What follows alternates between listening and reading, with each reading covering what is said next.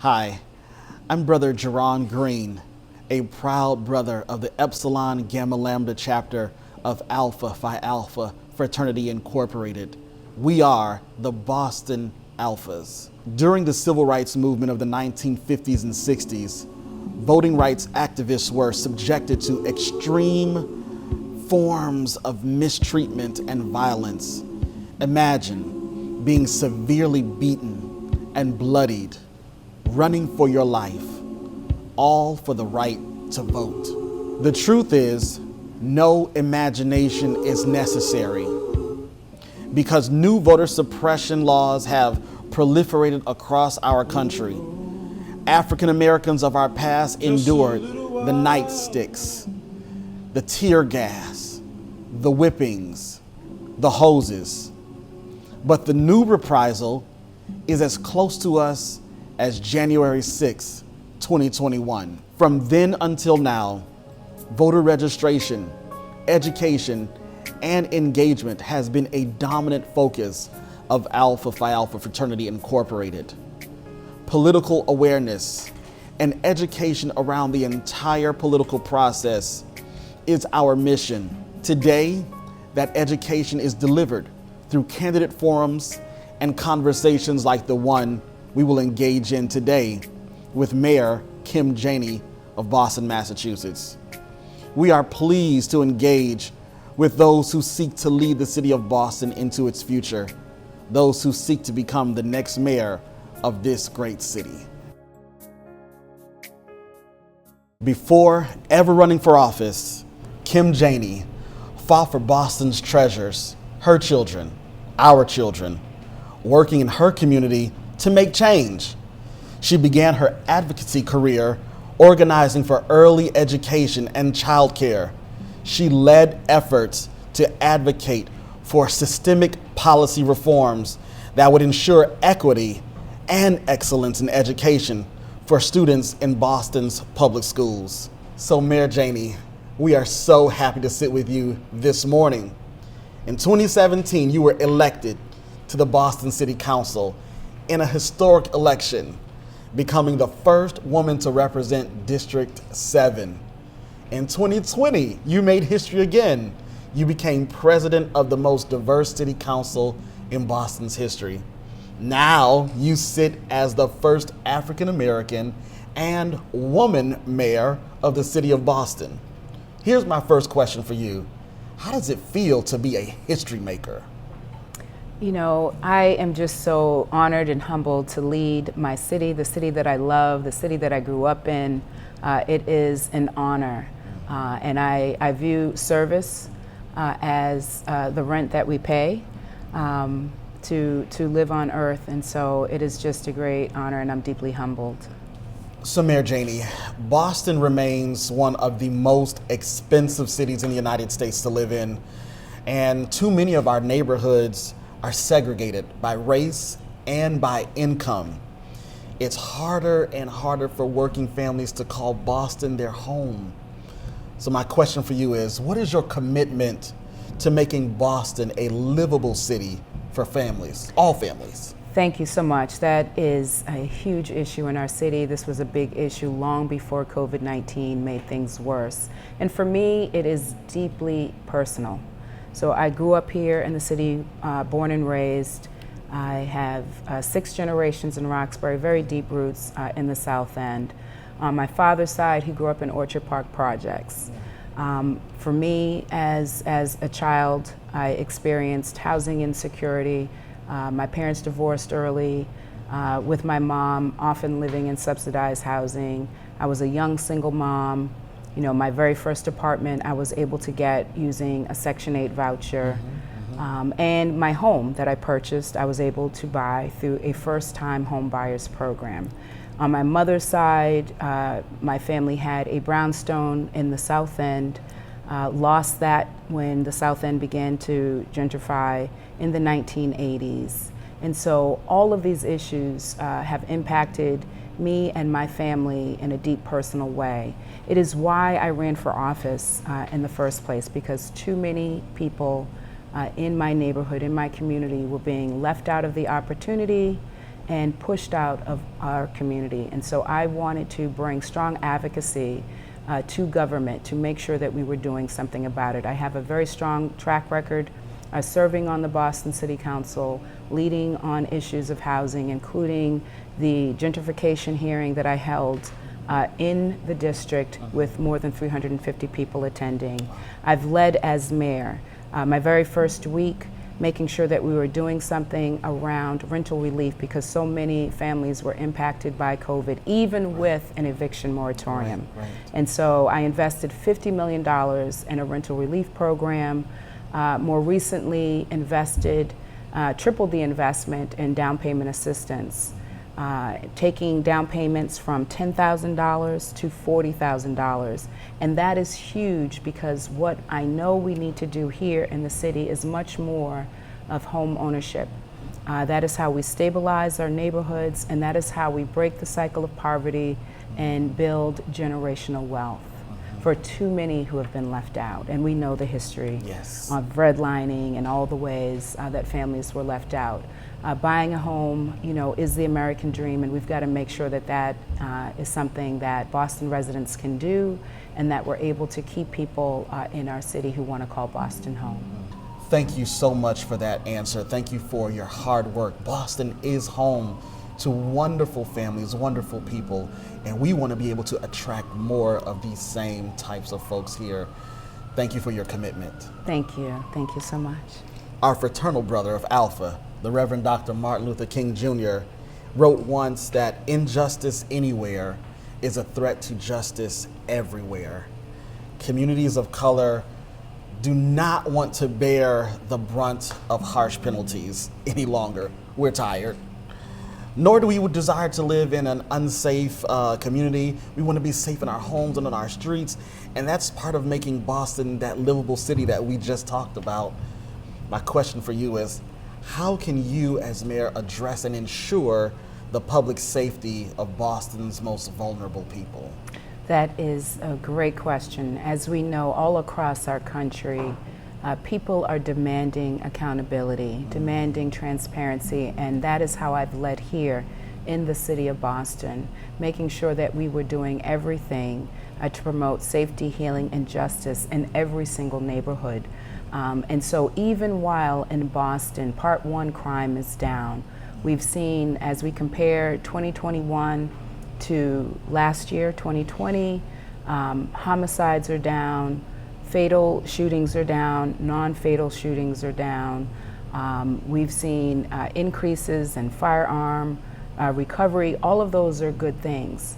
But still, we need to make sure that every single person in every neighborhood feels safe. And that's not always the case. So we have to do more to build trust. Part of how we do that is by reimagining how we police here in our city.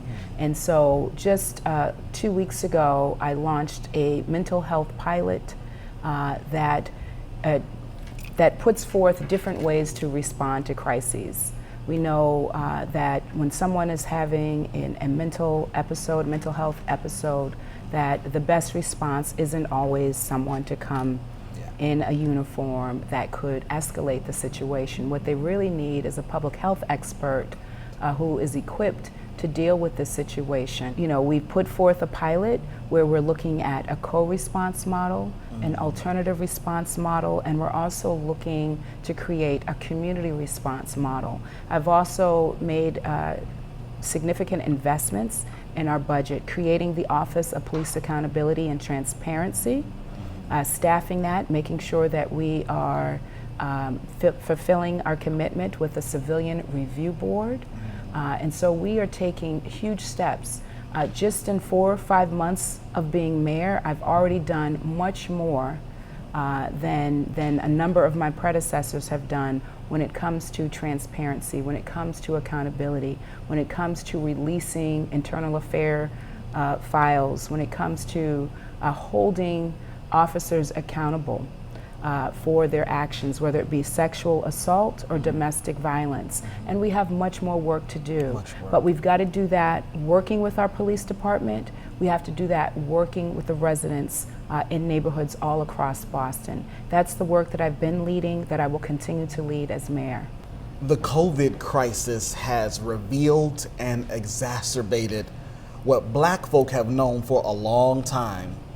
There are long-standing racial injustices, inequities in our healthcare system, specifically concerning the availability and affordability of healthcare in Black and brown communities.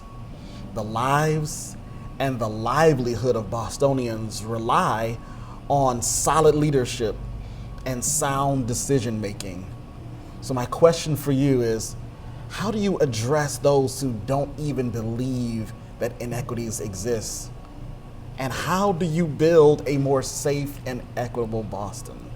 Thank you so much for that question. I think the data are really clear when it comes to health inequities. In fact, the Health Inequities Task Force just released their Health Action Now plan, which we are implementing in the city of Boston. A number of initiatives we've already worked on and look forward to continuing to work with our experts in this field. What we know to be true is what you've stated. These are not new issues for us. And we have known them for quite some time, but COVID has shown a light, and I think people do see the inequities in a different light now. And so it's incumbent upon us to take advantage of that and make sure that we are leading. When it comes to COVID-19, it exposed and exacerbated things that were already here, systemic inequities.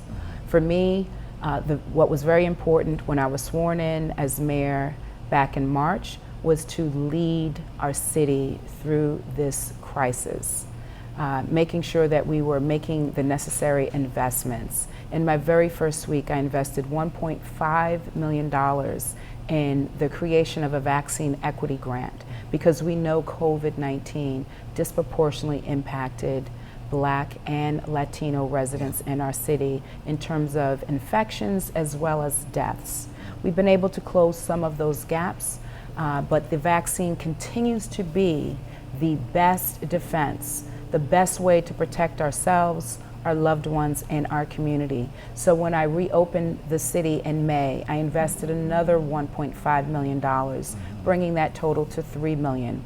I got the vaccine myself, even though, like so many others, there were some questions that I had. But what was important in terms of my own process was making sure that I was getting good information from trusted sources, making sure I was looking at the CDC, not following these conspiracy theories on the internet, but trusted sources of information. The vaccine is the best way we can protect ourselves.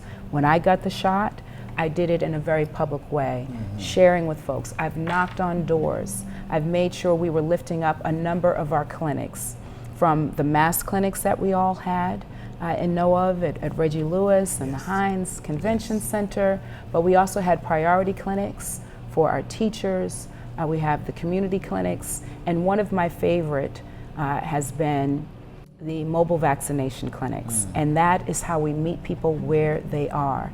And that's why the vaccine equity grant was so important, because we were able to give that grant out to community groups who have trusted relationships, who know how to meet people where they are, who can go knock on doors, and we've gotten the numbers up. We've seen that here in the city of Boston, nearly 68% have at least one shot. And that is great. And we see progress all across our neighborhoods in Boston, but we've got much more work to do. And so I continue to make sure in the remaining weeks of summer, we're doing everything possible to get our children and our families vaccinated as we prepare for back to school. Just last week, I announced a vaccine mandate for all city employees. There are 18,000 employees that I'm responsible for as mayor, and we serve the public. And so as we protect ourselves, we're better able to protect the public. There's more work that we are doing in the coming weeks, and I'm just so grateful that the residents of Boston continue to do their part to keep each other and themselves and their families safe. I would add that beyond COVID, there are a number of other inequities, whether we're talking about a life expectancy gap. Talk about it, 30 years, depending on what zip code you live in. There are issues around Black maternal health. We've seen high rates of asthma, heart disease, diabetes, again, all by neighborhood, class, and race. And so the investments that we continue to make to implement the equity plan, to make sure that we are doing more around mental health and trauma, that we are dealing with the opioid crisis, that we are moving forward on a number of fronts is critically important to the health and wellness of our city overall. Mayor Janey, you mentioned closing the gaps in Boston. For all of our greatness, Boston is also a city of some great inequities. The income inequality gap is widening, with many people of color and immigrants feeling left out of opportunities and pushed almost out of their communities altogether right here in the city of Boston. We have an enormous racial wealth gap that's been covered many times in the press. Is Boston a city of possibility for Black people, for Black professionals, for families? Is this a city for immigrants or for any person of color?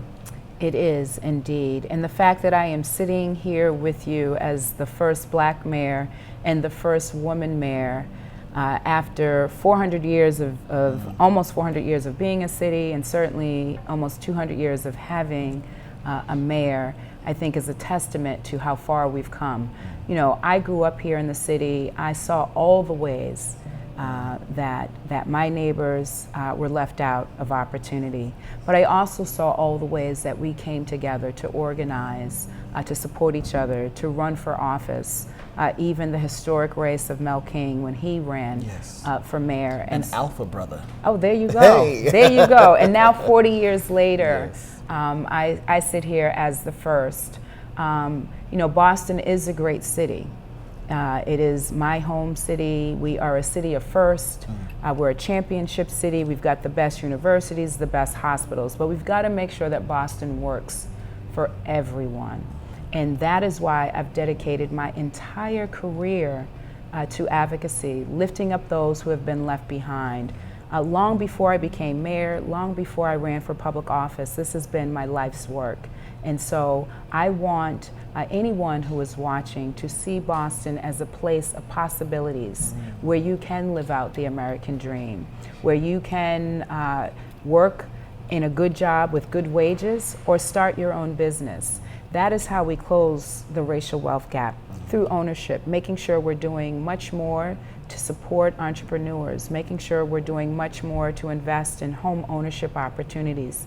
Just yesterday, I did a ribbon cutting or a passing of the keys, if you will, in Chinatown, where we were celebrating a land trust being able to get back historic row houses that had been lost to a developer. And then make them into affordable home ownership opportunities. It's that kind of model that we've got to continue to expand in the city of Boston, as well as the tripling of the down payment homeowners assistance for those who want to purchase their first home. There are so many things. Boston is a city of innovation, and it has to be a city that works for everyone. And as mayor, as someone who grew up here, as someone who has been a community organizer, what I've done my whole life is bring people together so that we could create those opportunities and make sure that we are eliminating those gaps, whether in education, whether in healthcare, and certainly our racial wealth gap. Are you prepared and do you feel equipped to address and dismantle some of the systems that have widened the racial wealth gap? So absolutely, I am prepared and uniquely qualified as I've been leading the city for the last 5 months. And I know this is a city of greatness. But I will say this, while I bring my Black Girl magic with me everywhere I go, including City Hall, it's going to take more than magic to tackle inequities that have been in the making for years, decades, and centuries. It's going to take hard work, determination, political will, and it's going to take all of us working together around those shared goals. And so I look forward to continuing my work with you, with the alphas, with young black professionals, with the immigrant community, with residents in our city who have been here for generations, certainly like my family, whatever their ethnicity, whatever their race, to make sure Boston truly works for all of us. This is our opportunity as we continue to battle COVID-19 and put the darkest days of the pandemic behind us, as we continue to tackle racial injustice all across our nation. This is our opportunity. This is our moment to make sure we're not going back to normal, a normal with an enormous wealth gap of $250,000. Instead, we can create a stronger Boston, a Boston that's more equitable, just, and resilient, and a Boston that works for everyone. Boston is a global hub of, I love the word that you said, innovation. Innovation in life sciences, medicine, research sectors. Boston is a home to unrivaled world-class institutions of education and higher learning. Boston is finance, Boston is tech, but Boston is also small businesses, which you mentioned. Boston is very mom and pop, if you will. Boston is corner stores or bodegas, or however you say it, food trucks and whatnot. We're sitting in one of Boston's popular black-owned establishments, Savor. Savor is just as Boston as any other business, large or small. Because it exists, the racial gap closes just a little bit. How will you secure Boston for Bostonians? How do you create new opportunities for economic empowerment? I'm so glad you raised the issue of small businesses. When we think about attracting business to Boston, it's often the large corporations, and certainly I want as many large corporations to think Absolutely. of Boston. Boston is a world-class city. We certainly want those corporations that create jobs to call Boston home. But I think of our small businesses as really the lifeblood of our city. It is what makes all of our neighborhoods so incredibly special and gives each of our neighborhoods their character, their own kind of flavor, if you will. And they have been particularly hard hit during the pandemic. And so it has been important to me as mayor of Boston to lift them up. We've invested $16 million already to support small business. And again, these are the mom and pops. These are the little food spots, that again bring so much life to each one of our neighborhoods, our Main Street districts, all throughout the city. And they've been hard hit. I hosted a roundtable discussion with restaurant owners to hear what their challenges have been. Many highlighted workforce and the inability to attract staff. And many people have been either reluctant to go back to what they were working before because perhaps some fear, or they're looking at this as their opportunity to change careers. And so how do we make sure that our small businesses, that our restaurants are still very attractive? I am launching recruitment and retention bonuses as a way to support restaurants in this space. We've done transportation support in the form of free Charlie cards, which is our transit cards for public transit, and access to blue bikes as a way, again, to stimulate. We launched the All-Inclusive Boston campaign, which highlights all of the amazing businesses, diverse businesses, all throughout neighborhoods in Boston. And then, because we did that so early, I think that was March or April, wanted to make sure that we were doing more once the city reopened up. So I invested an additional $1 million in that campaign. We continue to support our businesses because they are the lifeblood of our community as job creators, as places where many of our young people get their first work experience. And we want to continue to support that to make sure that our economy is strong, robust, and is thriving, but most important, that it is equitable.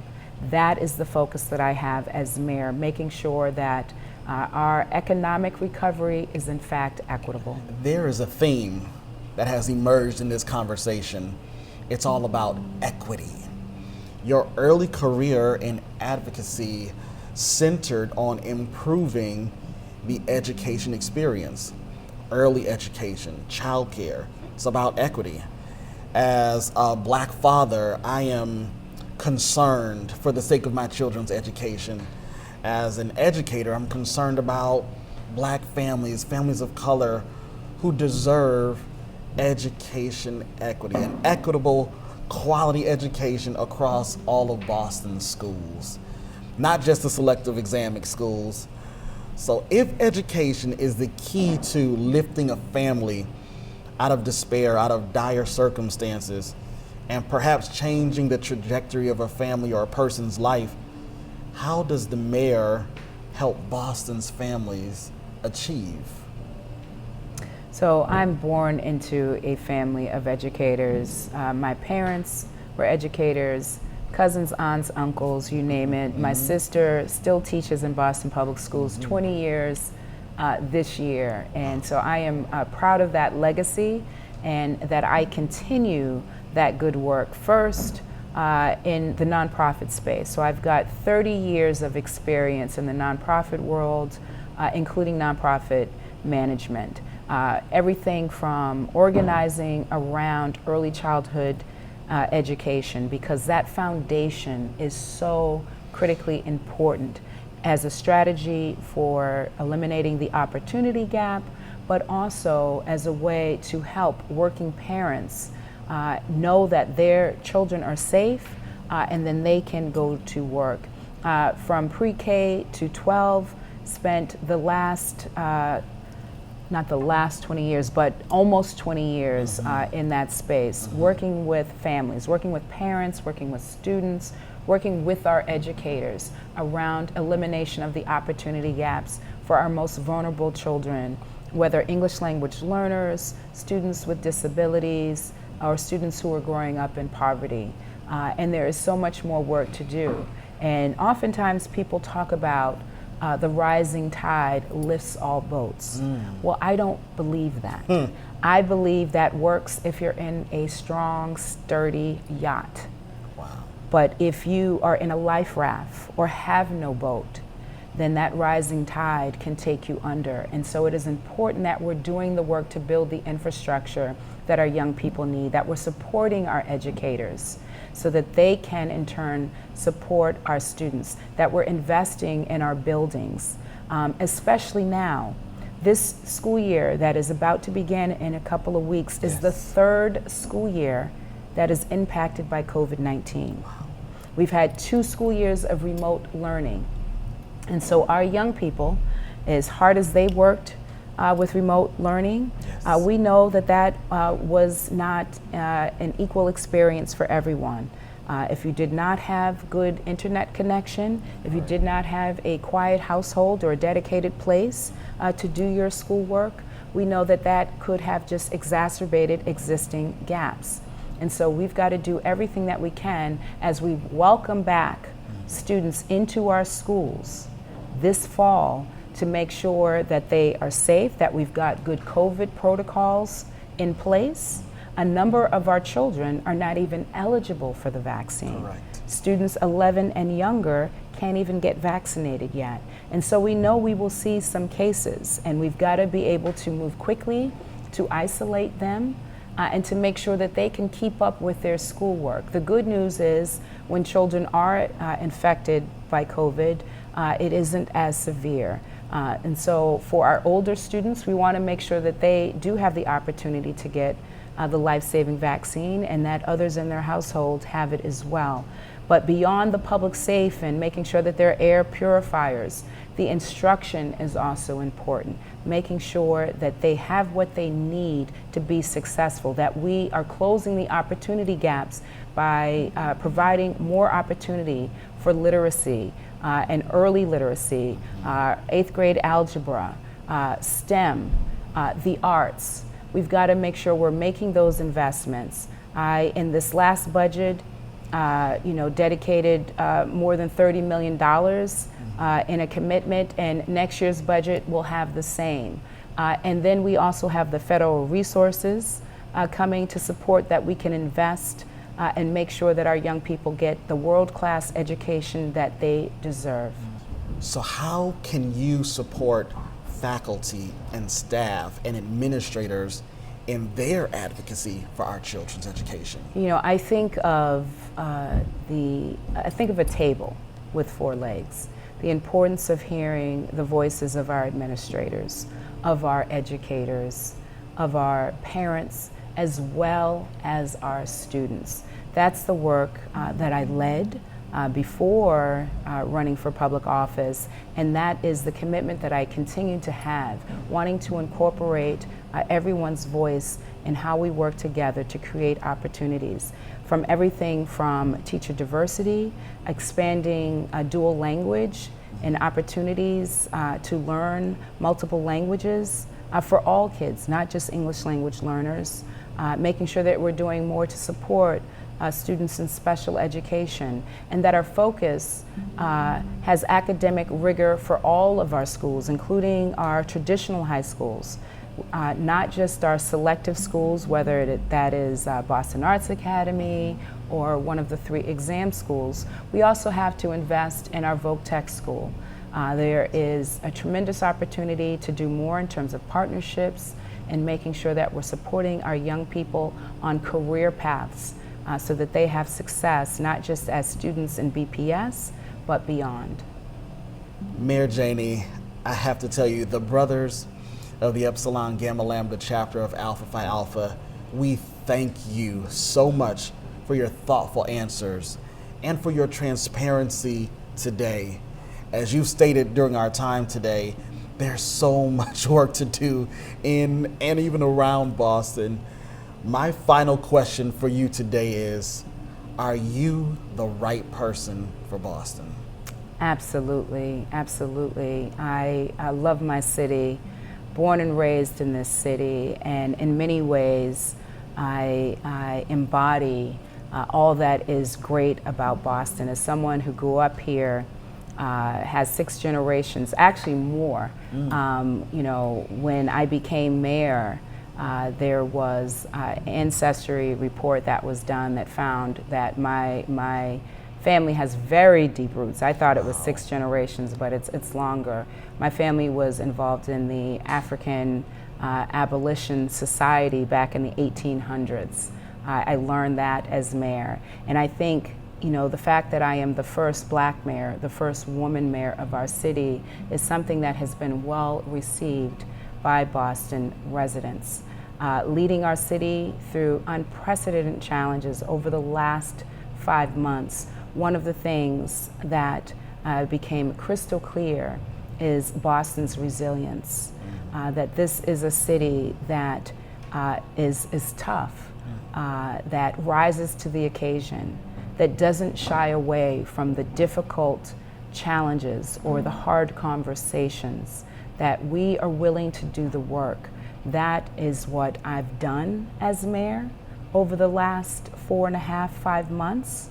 The tough decisions that had to be made, whether with our police force, whether in our schools, reopening our city, leading on COVID, tackling the wealth gap, yes, making sure that we are supporting businesses, investing in people.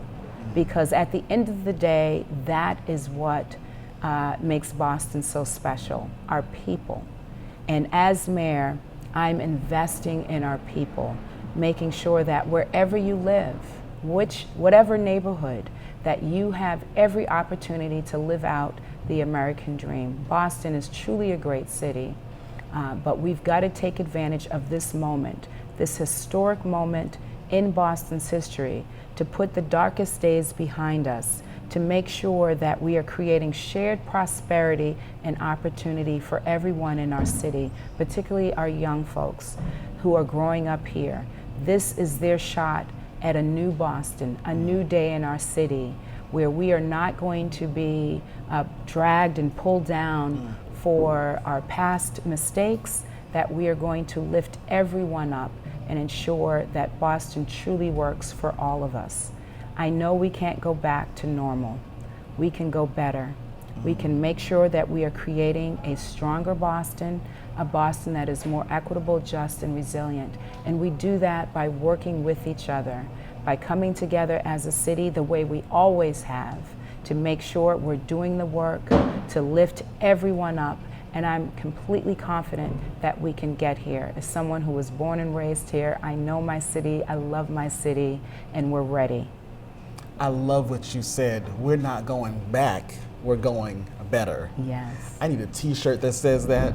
If I get I got one for you. You got, all right, that sounds good. Not going back, going better. Yes. Well, again, I thank you so much. And thank you for taking time to listen and to engage with us today. Your voice and your vote matters. So be sure that you are registered to vote. Make sure you're informed about your polling place. And remember that a voteless people is a hopeless people.